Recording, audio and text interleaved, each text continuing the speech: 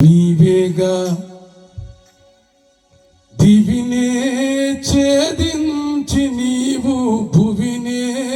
వెలిగించిన స్తుతినే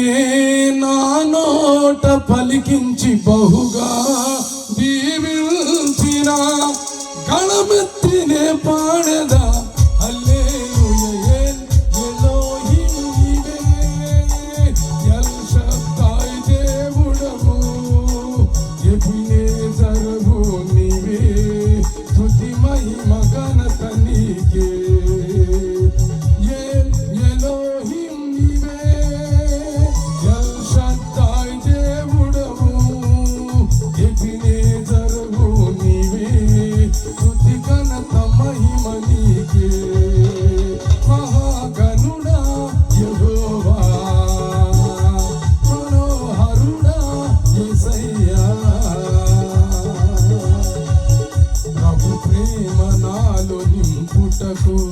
దిగి వచ్చినావు